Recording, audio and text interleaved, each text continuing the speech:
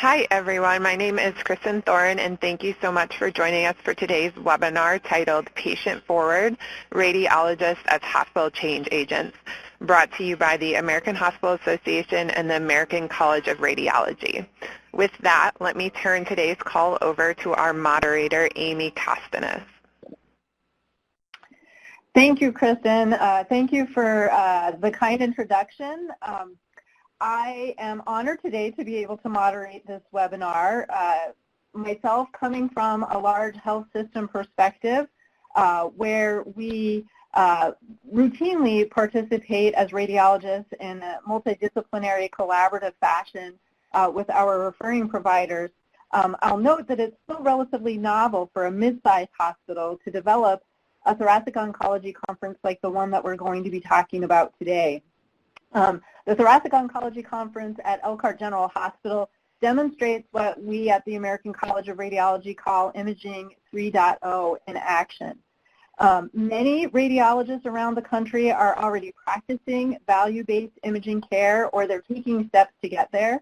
The webinar that we're doing today will highlight how one institution has done this, and it will provide practical guidance for those who are interested in putting Imaging 3.0 values into action. The webinar that we're doing today is based on an Imaging 3.0 case study that is available on the American College of Radiology website. Hopefully many of today's attendees had a chance to watch that case study before today's webinar. If not, we will be providing a link to that case study that participants will be able to view after the webinar is over. So I'd like to talk a little bit about what the principles of Imaging 3.0 are. Radiologists, in conjunction with the American College of Radiology, have been developing a transitional model that will break down what we need to do in the future into three key areas. First, changing the culture of radiologists in terms of how we interact with referring physicians and patients. Two, adopting new technology tools to assist in this transition. And three, aligning incentives to support the changes that we'll be making with Imaging 3.0. Key actions that we'll see with Imaging 3.0 is first, we're moving from a volume-based form of reimbursement to value-based model. So with those changes, radiologists will return to consultative relationships from transactional ones. We'll move from a radiologist-centric model to one that is more patient-centric. We'll transition from a focus on image interpretation, which will still be important, to one that's much more focused on patient outcomes. As a result, radiologists will no longer be commoditized, but instead will become integral to the provision of patient care. And as we do this, we will move from being invisible part of the care team to a very accountable part of the care team as we work with referring providers. Before we dive into the webinar, I would like to ask the audience how many members currently work in a facility where a lung cancer screening program is currently in operation. So please answer the poll question by clicking on the option that most applies to your situation.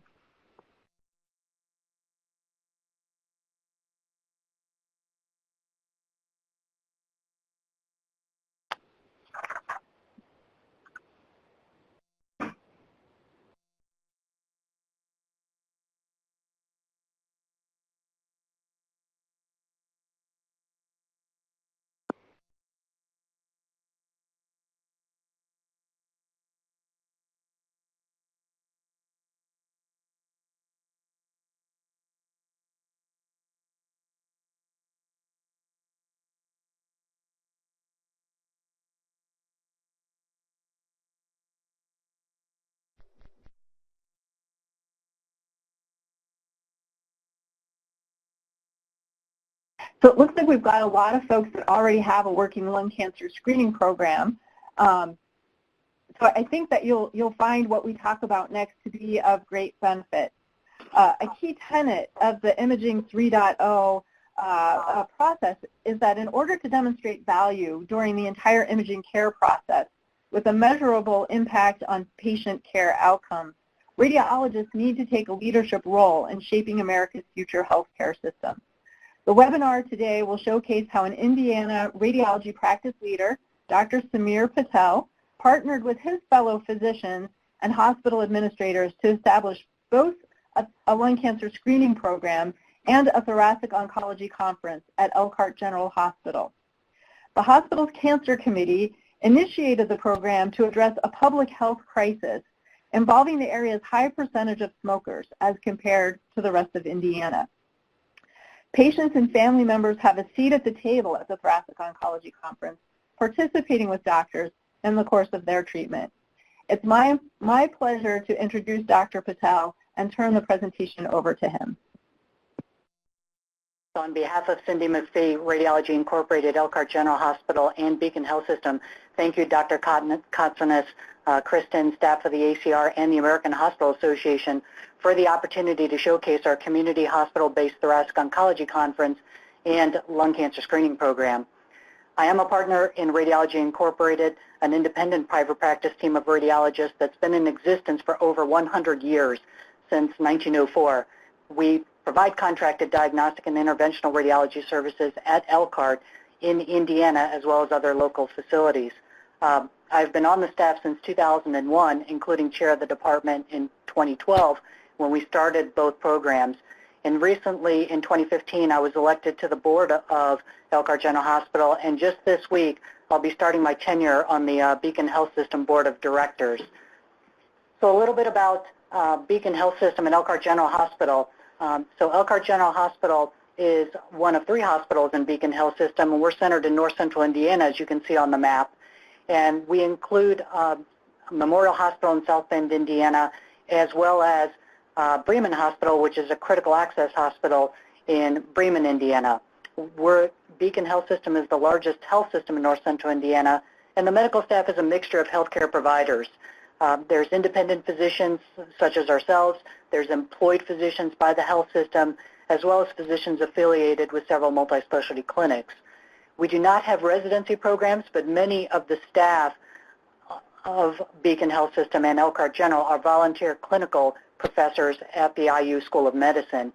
We are one of the largest employers in the region, and we're also a member of the Mayo Clinic network.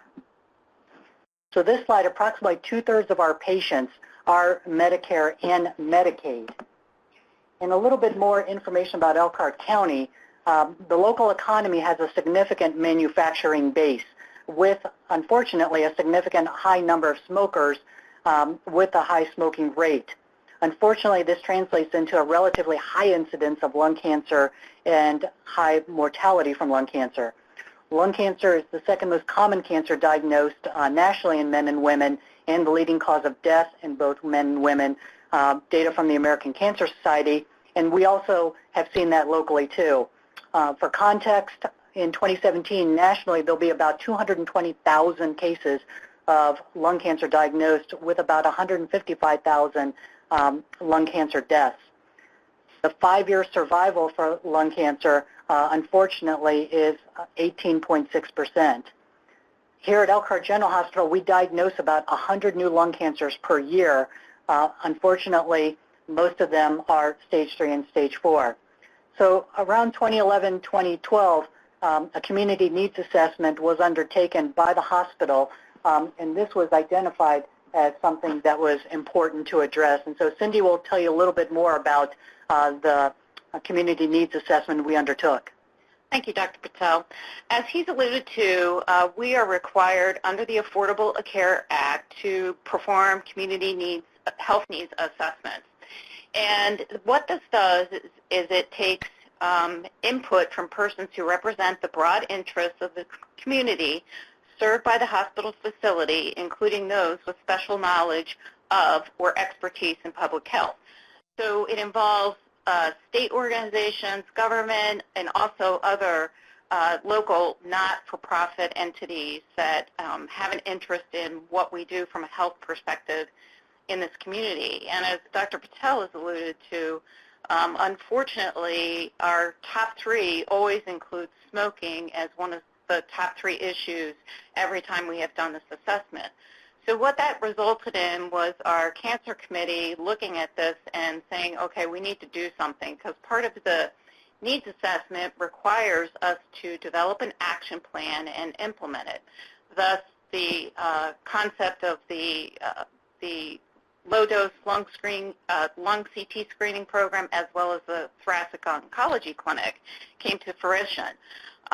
So we really took this to heart and worked together collaboratively as administration with the physicians and our cancer committee to develop these comprehensive programs. Dr. Patel and Cindie, would you please briefly explain the origins of the Thoracic Oncology Conference? So, as Cindie mentioned, we identified that the best way physician leaders and administration to address this significant community need was twofold. First was to create a forum where physicians could collaboratively discuss patients diagnosed with lung cancer, and second, to create a program to detect lung cancers at an earlier stage. As Cindie mentioned, the result was the development of a Thoracic Oncology Conference and a low-dose lung screening CT program. However, what was unique about our Thoracic Oncology Conference was that we were going to invite patients and their families. A little backdrop on the Thoracic Oncology Conference, which you see an example pictured. It's held every Thursday morning from 7 to 8, and in fact, we actually had one this morning, and we had the largest number of patients come. We had 7 patients and their families attend this morning.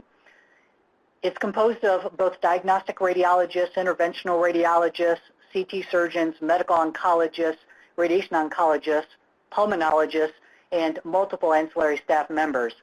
As you can see here in the picture, Thoracic Oncology Conference is patient-centric, both figuratively and literally. The patients and their family members sit at the head of the table, and all the other members of the care team are flanked along both sides. The other thing with Thoracic Oncology Conference, it's prospective in its decision-making. The patients have just been diagnosed with their lung cancer for many of them, and they have not undergone treatment. And really, this development of this conference was because of really an effective dyad partnership between the physicians and the administration, and also collaborative partnership between different specialties. And in part, how we think it was so successful out of the gate was we decided that one of the things we wanted to do was identify physicians, key physicians, that we felt could help us champion the startup of this program, would be involved in the program, but also would help us continue to educate other physicians that might want to refer into this program, as well as the other executives within the hospital. So we tackled this by talking with cardiothoracic surgeons, cardiologists, and pulmonologists, and of course our radiologists were very involved in this. And we did a lot of pre-work before we even started to develop the program. Got their buy-in conceptually, and they were all in right out of the gate, seeing that this would allow them to practice excellent medicine and really have a very high value-added service for our community and our patients.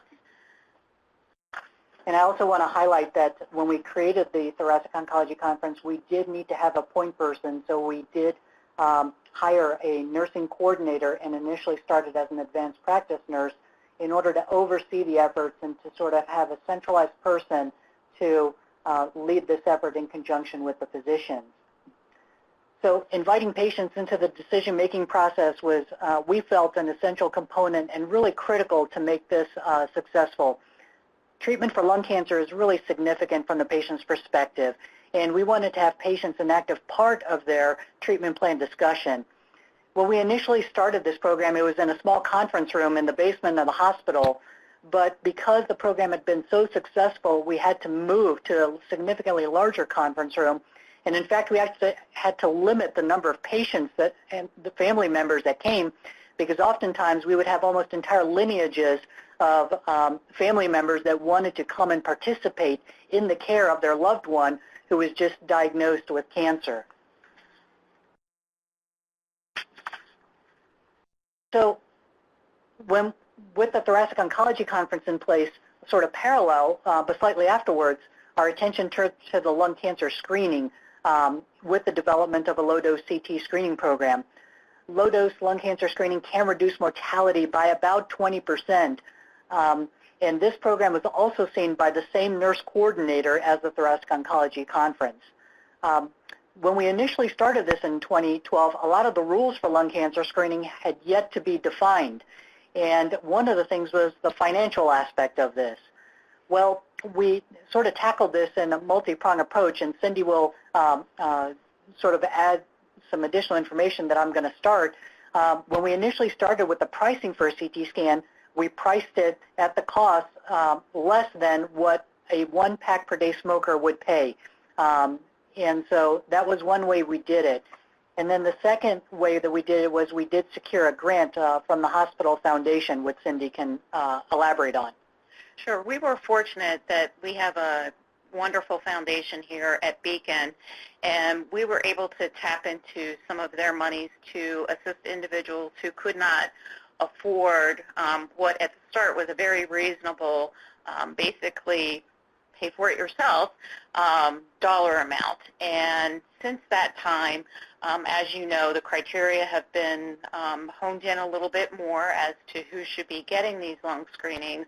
And obviously now Medicare and many insurance companies are paying for these screenings, albeit not, in my view, at an adequate dollar amount. However, at least there is some coverage for it.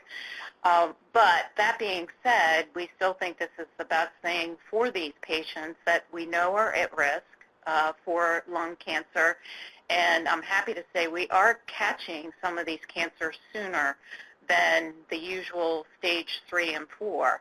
And that leads to, from a financial standpoint, obviously downstream revenue that would feed the system, as well as help offset the deficit that comes from the screening program that obviously you're not going to really make any money on, if not even lose money on it.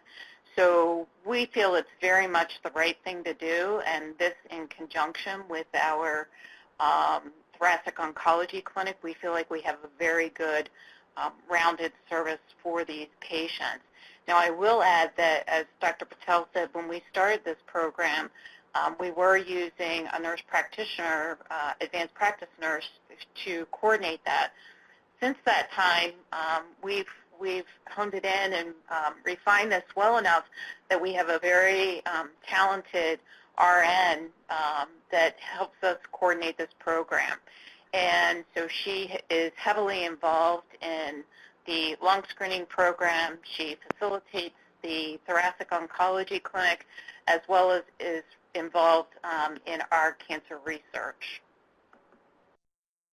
So this is a slide. The images on this slide is from our paper that we published as far as the various elements of what might be involved in a lung cancer screening program. It was great to see so many participants on this call already have an already established lung cancer screening program. And we looked to optimize each of these areas when we started this out in 2012, including actually developing our own structured reporting system so that the clinicians could have consistent messaging from our findings that we found. They were originally based on criteria from the National Comprehensive Cancer Network at that time.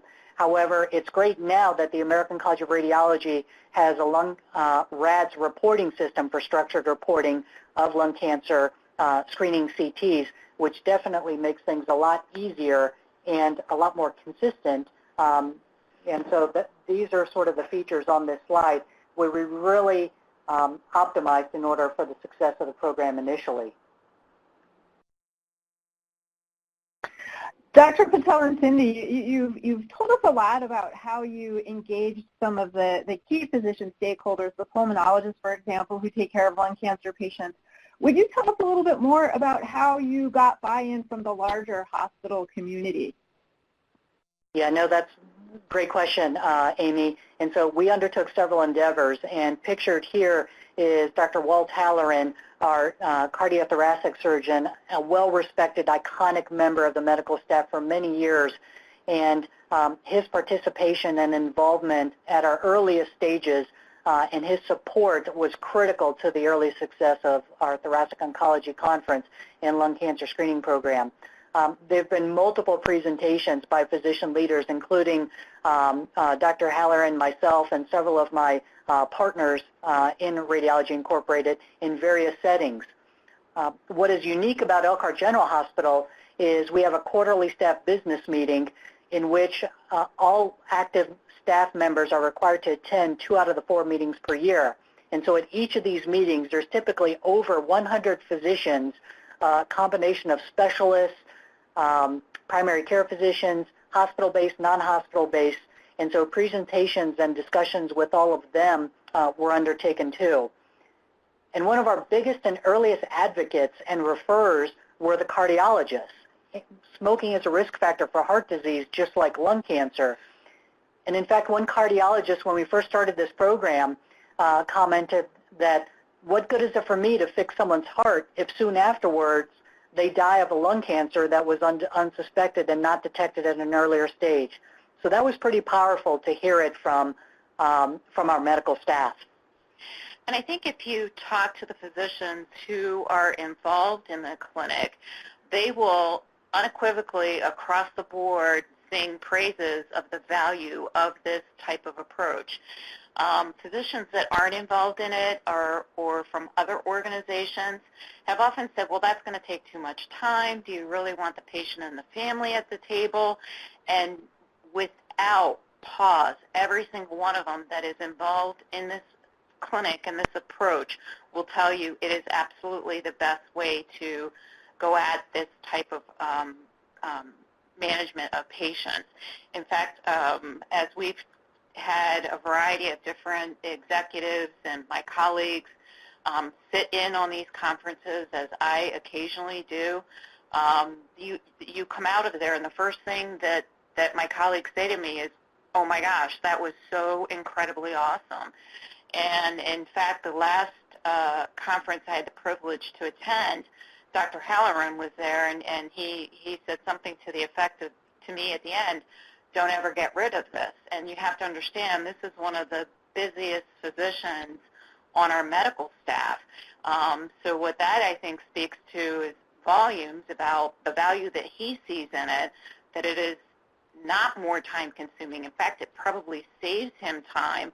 But the most important thing, it is really a great way for physicians to practice great, excellent medicine, and the value to the patient and the family is just, it's priceless. There's no other way to describe it.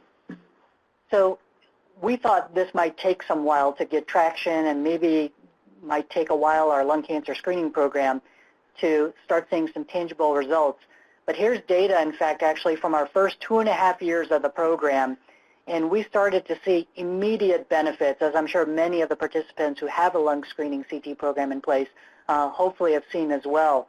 There's a tremendous percentage of cancers that we're diagnosing at stage 1, which is where we want to capture it at. And more than 50% of our cancers in the first 2.5 years of the program, we diagnosed at stage 1. With the local area having a high smoking rate, it's not surprising that the cancer detection rate per 1,000 studies and per 1,000 patients, which is benchmarked also nationally, is also very high. And so I think the key point for this slide is you don't necessarily need to wait a long period of time in order to see some significant tangible results.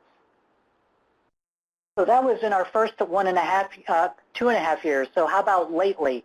So my group does cover several other facilities and parts of other health systems, and I would say one would think that since we had done all of this work as the first site in the sites that we covered, it would be easy to translate this to other sites. However, I would say it's been rocky, and it's taken longer than we would have liked to have and hoped to.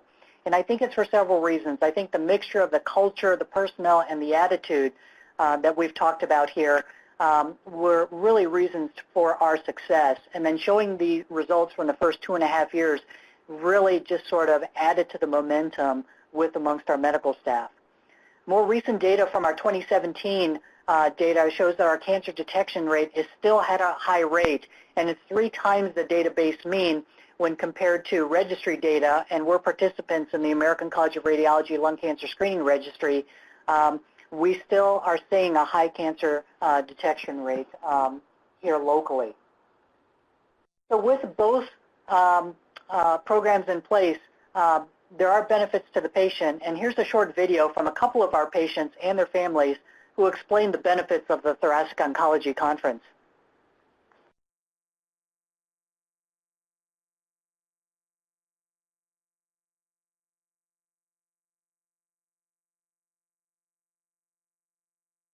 And the video will be starting in just a second.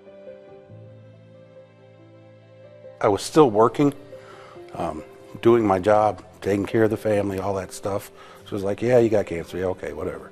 No, hey, Jim, well, you got cancer. I apologize if there's no audio to this, but these are several of our lung cancer screening patients and their families talking about their experience. And here you can see several of our physicians, and one unique thing is we do have the all the doctors there. When we went through this meeting, thank you. Talked to me in my perspective, and not with all the long terminology that they use. That they would talk back across the table to each other and say that, but then they would come to me and explain what they were getting at. They did make us feel like, we could ask questions, and, they would give us answers that were in layman's terms for us to understand better. Oh, it made it so much easier that they put a picture up of my lungs on the wall, and they said, here's this, here's that, this is what's going on.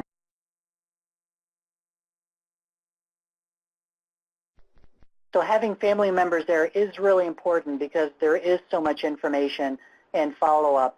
And meeting everyone from a patient's perspective, as opposed to having multiple visits to multiple clinicians in multiple locations, is definitely much more convenient for the patient to all be in just one area. Patients see and hear their care plan. We show them their images, and they see their care plan unfold right in front of them with their active participation. Now, one of the things that I occasionally hear from outside entities is, don't you worry about risk of having the patient and the family in the room when this dialogue is going on. And I can tell you, in the 7 years that we have had this program running, we have never had a single case of litigation related to this program. But I can also tell you, and I think you could get a sense from what you heard in the videos, the comments from the patients and the families, how, I don't know how to describe it, comforting this approach was to them.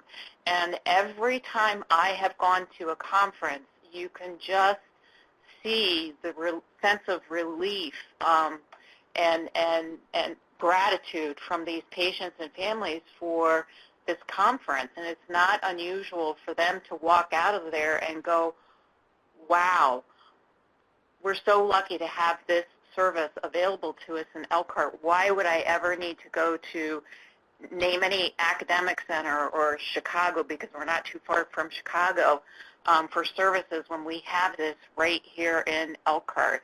And I think the reason we haven't encountered any problems is because the discussion around the table is so incredibly collegial and collaborative amongst the physicians.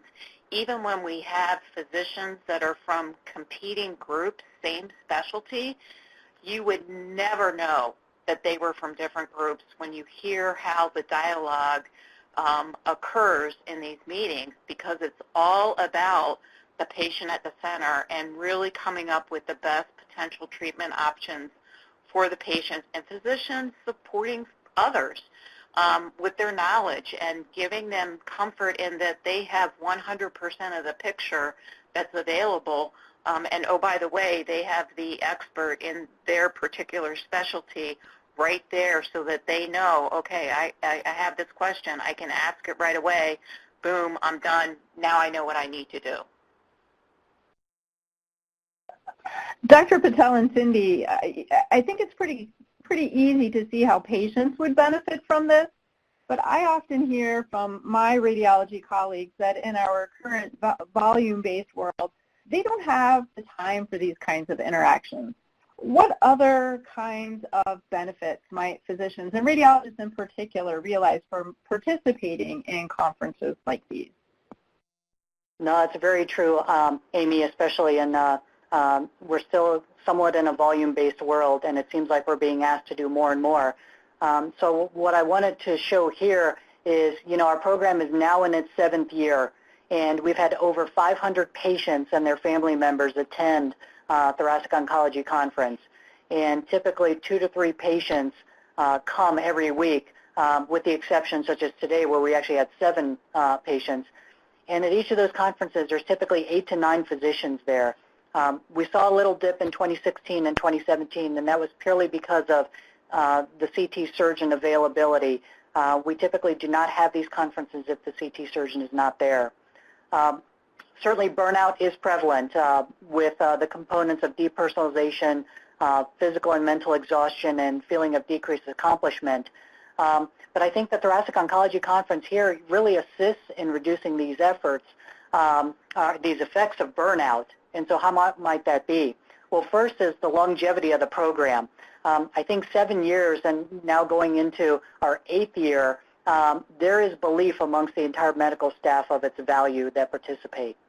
There is a little bit more work on the front end, being at the hospital at 7 a.m. for a multidisciplinary conference, but there are time savings for the clinicians because many decisions are made and the questions are answered contemporaneously and heard by everyone concurrently, including the patient, as opposed to exchanging multiple records in the electronic medical record at different points in time and re-reviewing the case. Here, everyone is on the same page, talking at the same time, and the dialogue, so much more can be accomplished in such a shorter period of time than if the patient were to see each individual provider at a separate setting and at a separate time.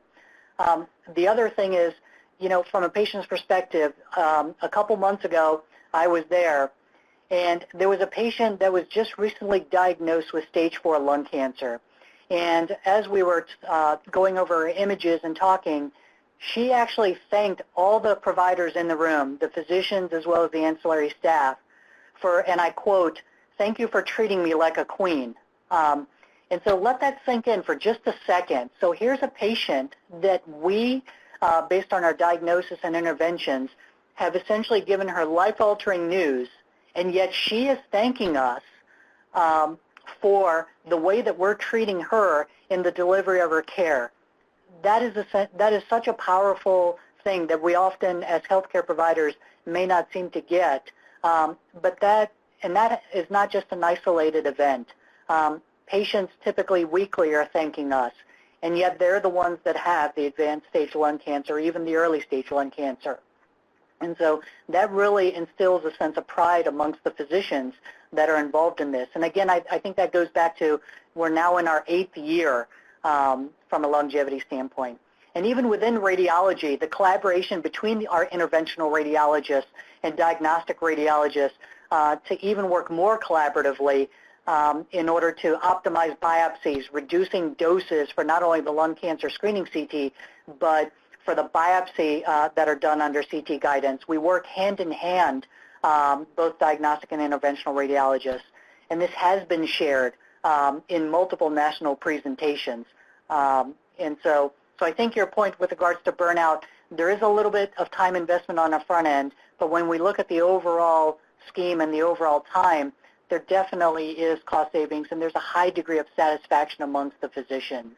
And I think, too, the fact that, to my knowledge, in this 7th year going into our 8th year, we have never had a physician drop off the panel because it took too much time.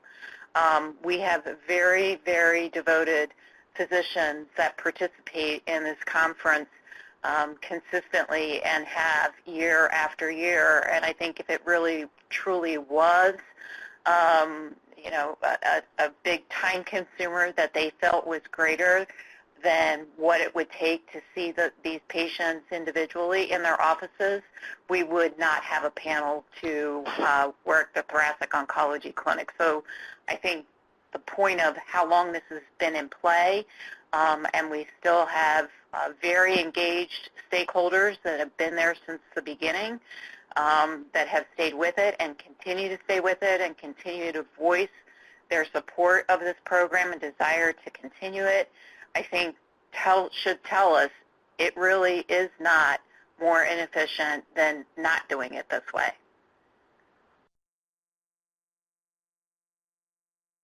I was wondering if you would also be able to describe a little bit more about the financial impacts. So as you know, with the lung screening portion of this, you're just not going to make any money on it. It's labor intensive to meet the Medicare criteria and get those things done. The financial piece of it from the hospital side obviously comes down to the downstream revenue that comes from managing these patients, but probably the bigger impact is the loyalty you get from these patients and their families, and then the word of mouth that comes from that.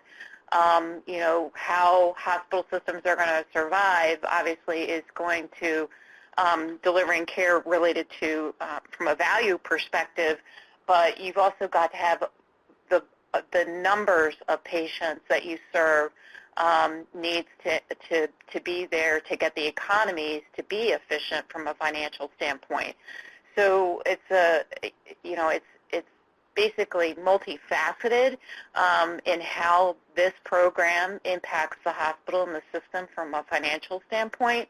But we absolutely are very committed as Beacon Health System to continue this. There's never been one iota of dialogue looking at, you know, should we still continue to do this, even when we have financial blips. It's never, ever been on the radar for that because of the value that it brings in a variety of ways, from a patient care standpoint, from a physician satisfier standpoint, as well as the downstream revenue and additional patients that it potentially brings into our system. And to follow up with, with what Cindie is also saying, in radiology we saw an increased number of procedures as far as lung biopsies and other procedures, and so even in the radiology department we saw benefits of that. And I also want to highlight what Cindie had said is, we're establishing a degree of loyalty with not only the patient who is diagnosed with lung cancer, but their family members too, in such that, they come to our facilities now for their follow-up visits, and not just necessarily related to lung cancer, but for other imaging needs and other services, because they've seen what the culture is like. So there is some additional revenue from other the halo effect from our two programs. We've also seen an uptick in the number of cardiothoracic surgeries because the patients, they might be diagnosed or somewhere else, and they've heard about our thoracic conference and they want to be a part of it. And it's their choice. If they want to come, they're allowed to come, and typically when they come and see us, then they end up having their surgeries and follow-up care done here. So obviously costs and revenue are, pretty important these days. And, the triple aim is definitely achieved by our two parallel programs. And so from a patient experience standpoint, the patients and family are engaged in the decision-making process for their own treatment. From a health standpoint, the lung cancer screening program detects cancers at an earlier stage. And then the per capita cost of care, the overall treatment costs are definitely less the earlier the stage at which you diagnose a cancer at. And those are just the medical costs. There's other costs related to productivity and caregiving for the person with cancer. We have family members come to our conference, and one of the reasons we have it early in the morning is oftentimes their family members need to either go to work or take care of the rest of their work during the daytime. They have other commitments. And so there's productivity and caregiving costs. And an article in 2008 from the Journal of the National Cancer Institute talked about that these ancillary productivity and caregiving costs were over $200 and $300 billion in the year 2000 and 2020 respectively. And lung cancer was about 27% of those total costs. Now the good news is if you reduce the mortality by lung cancer by even 1%, that would translate into about $416 million worth of savings from a productivity and caregiving standpoint. And as being one of the largest employers in the area, with so many people in the community, part of the Beacon Health System family, this has implications for the health system in a beneficial way also. And so two conclusions from that article was, reducing cancer mortality, including primary prevention such as smoking cessation, early detection, and delivery of effective treatments and compliance with those treatments, which we do with our patients coming to Thoracic Conference. Our two programs really epitomize these actions. So what about the future? And while certainly we're proud of what we've done and the outcomes we've achieved, there's still more that needs to be done. Only 16% of lung cancers nationally are still diagnosed at a localized stage where the survival is 55%. A significant number of patients are still being diagnosed as stage 3 and stage 4 breast cancers. And so continuing the momentum that we've had locally in increasing the number of patients that undergo lung cancer screening is a goal of ours.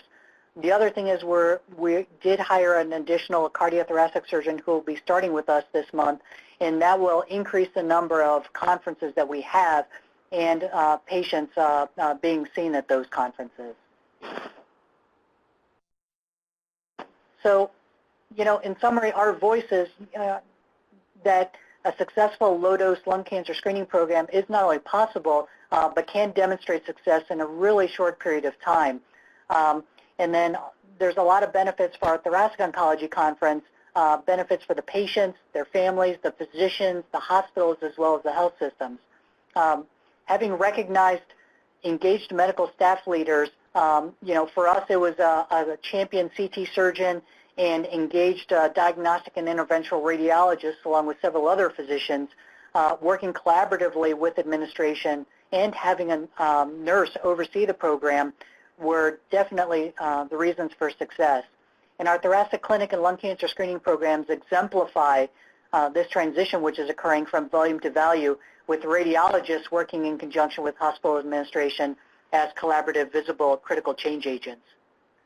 I would just add in closing, too, as a community hospital, don't underestimate the impact that this has on your associates who work within your oncology programs. We're very fortunate here not only to have an incredible medical staff, but we also have an unbelievably talented oncology team of associates that help make this program successful and continue to thrive. But I think the flip side of that is our associates that are involved in these services in our oncology program really feel good about what it is they are doing and how they are helping our patients. So it's a real satisfier to associates as well as physicians, and don't underestimate that, because as you know, the associates are incredibly important and obviously are what help make programs what they are, as we have here at Elkhart General. So on behalf of Cindie and I thank you and all the participants in sort of hearing our story and seeing the tangible results we've given. So, and I appreciate the opportunity from the American Hospital Association, the American College of Radiology, and Dr. Kotsanis. Thank you. So I would like to thank you, Dr. Patel and Ms. McPhie, for sharing your story and your success with us today. What you have done with lung cancer screening and with the Thoracic Oncology Conference truly exemplifies the principles of the ACR's Imaging 3.0 program.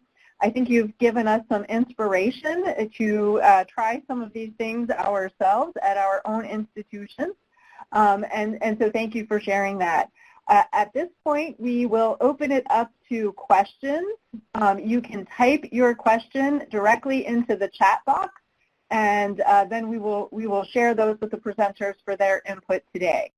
So it looks like we have a couple of questions already. One question: are you utilizing any type of lung cancer screening tracking software as part of this program? So So we are looking at several vendors. The good news now is there are several commercially available software programs, some built into voice recognition systems and others that are not, but through an integration can be integrated into your existing voice recognition system. So, so we currently do not have one, but it is something we are looking at to implement probably really soon because it makes the follow-up a lot easier. And the other nice thing about some of these programs is then you can upload it to data registries also.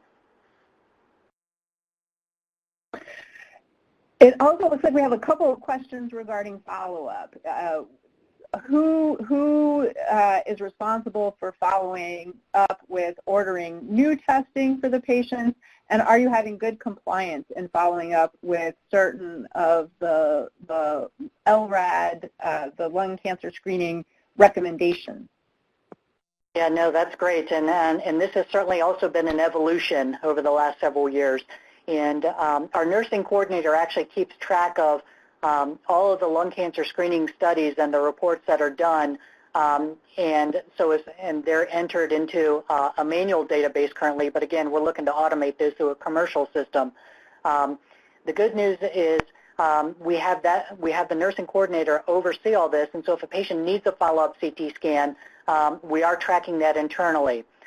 With some of the commercially available software tracking system programs, they actually send out letters or can also send reminders to not only patients but also to referring clinicians, similar to the way breast imaging is done. So, so that's how we ensure that no patients fall through the cracks. And the nurse coordinator can then also contact the primary care physician too, that, hey, you know, if the patient's 6-month follow-up appointment has elapsed and the patient hasn't gotten their CT scan, they will make a phone call. And then the last piece is we are implementing a system through a commercially available system to track our cases in which we recommend studies and that are not followed up, where they're being flagged for us to contact either the primary care physician, the ordering physician, or the patient themselves directly. That sounds fantastic. We have a question about how do patients get a spot at the conference?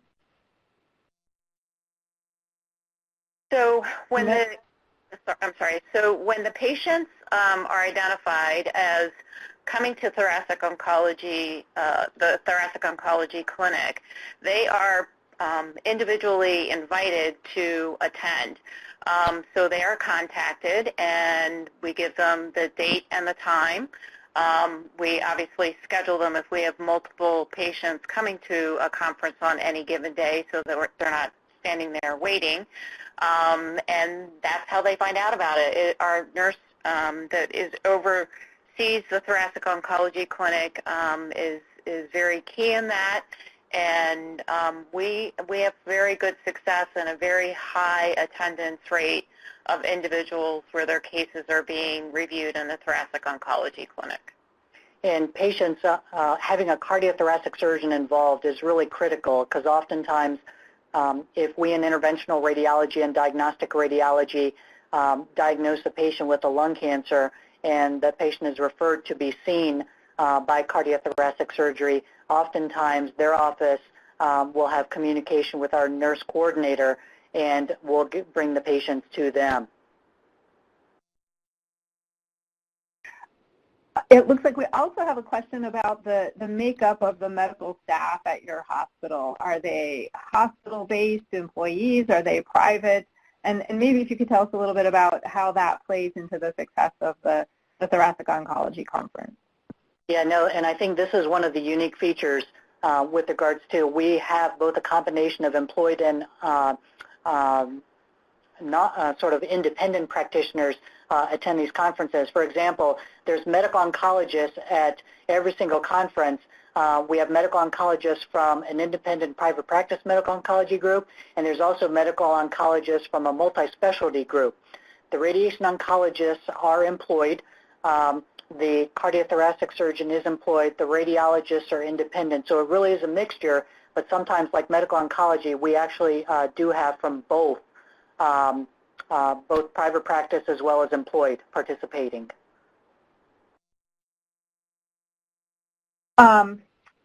I think we still have a couple of questions coming in.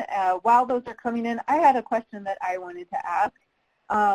We saw at the beginning of the session that there are many folks that are doing lung cancer screening, although there may not be so many participating today that are doing a Thoracic Oncology Conference.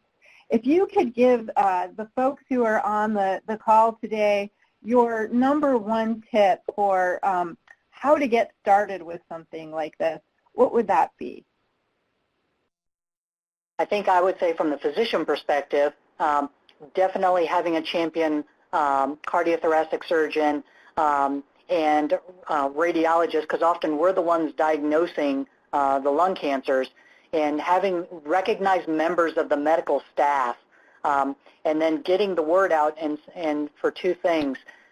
This is why it's important, and this is how we are here to help you navigate the process. And again, the process is so much easier in 2018, Amy, than back when we started this in 2011 and 2012.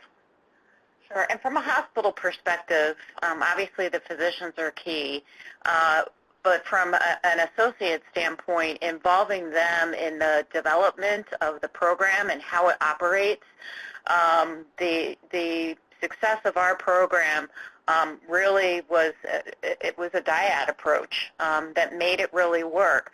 But I think in part, one of the things that made it very successful, so we had buy-in from all of the oncology players. We knew we needed to get buy-in from the key physician champions that we would use to help pull in the medical staff that were going to send us the patients, because we can build it, but they won't necessarily come unless they know about it and they feel that it's going to be of value to their patients. So I can't stress the importance and I think the impact of going out and getting those physician champions on board before we even had a program in place. We were developing it, but doing the pre-work with the physicians, talking to the other medical staff members really made a difference. And we've used it since we did this with the lung screening program and the Thoracic Oncology Clinic. We've repeated using this approach with other startup programs such as palliative care and saw the same success out of the gate that you normally take a lot longer to build a program by getting the physician buy-in before you even start the program really made a tremendous difference. And the continuous messaging, so it's not for programs that want to enhance their current programs or start a new program, just continuous messaging. And as a spinoff to that, I'm going to be continuing sort of this conversation and sharing our data, after this webinar through the American College of Radiology's Engage platform, which is a social media platform. And so for members of the American College of Radiology, they can also get some additional information with our success. But continuous messaging over in multiple venues and direct outreach at physicians' offices is key. So I just want to mention one thing, that the Engage community is only open to ACR members, but certainly we welcome all ACR members to join us on Engage and to discuss these topics. I would also like to acknowledge that we have Tricia Cote participating in the chat box. Tricia is the nursing coordinator for the lung cancer screening program at Elkhart General Hospital, and she has graciously jumped in to answer several questions in the chat box. So thank you, Tricia, for participating and answering some questions. So we've had a flurry of questions that have come in. I think one question that would probably be helpful to several folks on the phone revolves around shared decision-making, which is a requirement for the lung cancer screening CT. How do you ensure that the patient has gone through that shared decision-making process?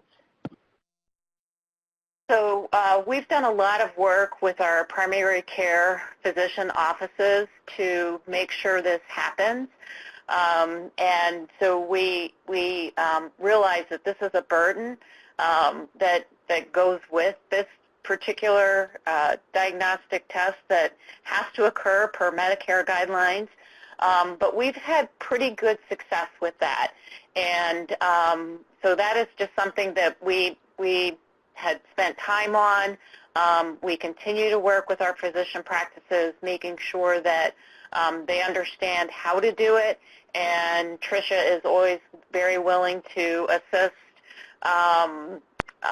with our other physician practices, primary care physicians, and specialists that may need additional information to get this done. Yeah, and if there was a way to make that part of the process a little easier, I think everyone across the country would welcome it. But sometimes it can be a challenge for some of the primary care physicians. And I mentioned early that our earliest refers were the cardiologists because they were having many of these conversations. But now our biggest refers is actually the primary care physicians. And the thing is, they can always reach out to Tricia, and we work with them in order to get the information they need for that decision making. So we're getting close to the top of the hour. I think we may have time for one more question, and we have a thoracic surgeon that has participated today. He asked a question about working in a situation where you have specialists that may be coming from multiple different sites, and how do you find a mutually agreeable time and place in which to do a thoracic oncology conference like this? Yeah, no, this is part of reality for many practices, whether you're employed or independent. And our group covers several sites. However, a couple maybe helpful things that might be useful in sharing our experience. First, I think having it as early in the morning, I know many people don't want to hear that, but I think that that's the most convenient time for everyone. And it's also convenient for patients as well as their caregivers too, because typically their caregivers also have to be with them. And so there's less burden on them, so they can still go to work afterwards if they need to. The second thing is we've also, not everyone in our group rotates through Thoracic Conference. And so we have essentially a small core group of people, even though our group covers multiple sites. We only have a small core group of people that participate in the Thoracic Oncology Conference. And then the last thing is we mutually agreed upon the people that really wanted to be involved and asked them where is the best location, what is the best time in order to do this. So I don't have a magic bullet answer, but I think having it early in the morning would definitely be a recommendation. Thank you for that answer. We're at the top of the hour now, and I would like to thank you both for sharing your stories and for sharing your success. I would like to thank both the ACR and the AHA for inviting me to moderate and for inviting us all to participate in this webinar. And I will turn it over to Kristen Thoren to wrap it up. Yeah, and I will just echo that. Thank you, everyone, for joining today's call. We will have a recording and slides available on our website early next week, and that is aha.org/physicians, so you can find that there. And with that, I will close today's call. Ladies and gentlemen, this concludes today's presentation. You may now disconnect your phone lines and log off the webinar. You are being called.